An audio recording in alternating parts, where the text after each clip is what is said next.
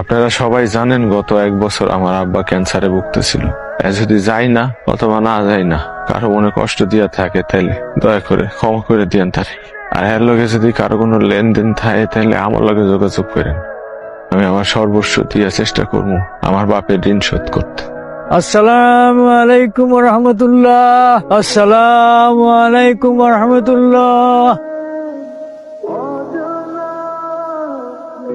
আরে দুলালের বাপে যে এত কষ্ট করে মারা গেল, আমি বেচারারে কিছু টাকা পয়সা দিলাম। আচ্ছা হুজুর, আপনি একটা কথা বলেন, আমি যে টাকাগুলো যদি ব্যাংকে রাখি, তাহলে ব্যাংকও তো মাসে মাসে আমার কিছু পার্সেন্টেজ দিব না? কাশেম ভাই, কথা বললে তো অনেক কথাই বলা যায়, কিন্তু দুলালের কথাও তো আপনার ভাবতে হবে, তাই না?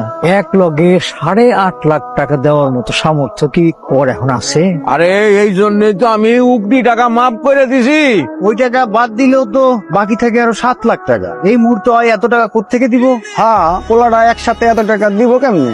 আচ্ছা ঠিক আছে হুজুর, আপনি আমার একটা সিদ্ধান্ত দেন যাতে আমি আমার টাকাটা ফেরত পাই আর তারাও জানে বাড়তে। আমি আর কি সিদ্ধান্ত দিব? আচ্ছা দুলালের মা, আপনি বলেন তো, দুলাল কি এতগুলো টাকা এক লগে দিতে পারবো? আমি আর কি কমু হুজুর, তয় আপনারা যদি আমার দুলালরে 1 বছর সময় দিতেন, তাইলে দুলাল আস্তে আস্তে টাকাটা সুদাই দিত। আচ্ছা ঠিক আছে, দুলাল 1 বছরের মধ্যে আমার টাকা ফেরত দিব, কিন্তু জায়গা জমি সয় সম্পত্তি তো তেমন কিছুই নাই। যা আছে তার দলিল পত্র গুলো আমার কাছে জমা দিবে, টাকা ফেরত দিয়া দলিল পত্র নিয়ে যাবে। ঠিক ঠিক আছে। কিরে কস নাই এখনো আয় না কেন? কথা কইছে আইতেছে। কি করবেন কিছু ভাবছেন? 1 বছরে এতগুলো টাকা কেমনে? আমি যেমনি হোক আমার বাপের ঋণ শোধ করবই। আপনার এত ভাঙ্গা পড়লে হইব? আপনি আল্লাহর উপরে ভরসা রাখেন, আল্লাহর নাম নিয়ে কাজ করেন, ইনশাআল্লাহ সব ঠিক হয়ে যাইব। যাই, এই যে 1 লাখ টাকা আছে, মহাজনের কাছ থেকে লোন লইছি, মাসে মাসে 3000 টাকা কাইটা রাখবো। আসসালামু আলাইকুম চাচা। ওয়ালাইকুম সালাম। আম্মা, তুমি এক কাজ করো, যাও আরেক কাপ চা নিয়ে আসো, যাও। আচ্ছা আব্বা। চাচা ওই কিছু টাকা জোগাড় করছি, আপনার লয়ে কাশেম চাচা ঘরে গিয়ে টাকাটা দিয়ে আসা দরকার। চাটা খাইতে থাকো, আমি রেডি হয়ে আসি। কাশেম ভাই, আমি আসসালামু আলাইকুম রহমতুল্লাহ। ওয়ালাইকুম আসসালাম রহমতুল্লাহ বারাকাতুহু। কাশেম ভাই, দুলাল আপনার জন্য 1 লাখ টাকার ব্যবস্থা করছে, একটু বুঝনা নেন।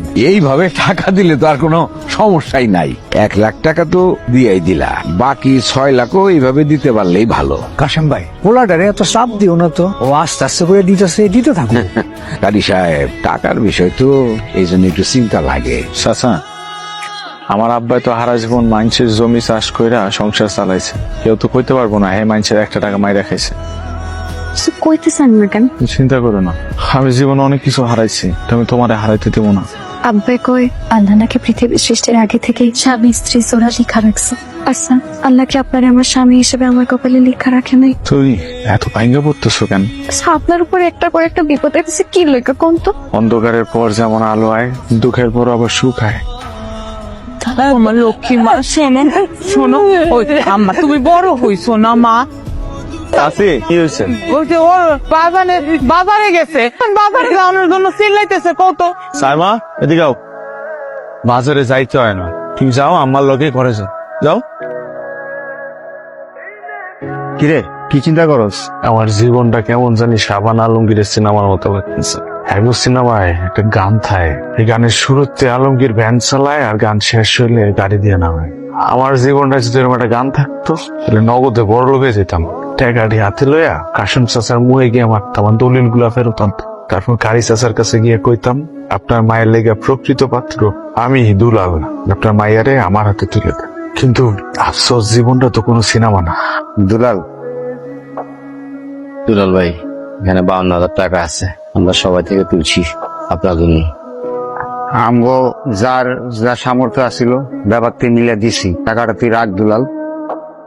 বাহ বাহ বাহ, কাম কাজ ফলাইয়া আড্ডা মারা শুরু করে দিছো। হ্যাঁ, এই এক মিনিটে আড্ডা খারাপ আলাইছো, খারাপ কেন রে? খারাপ লিগা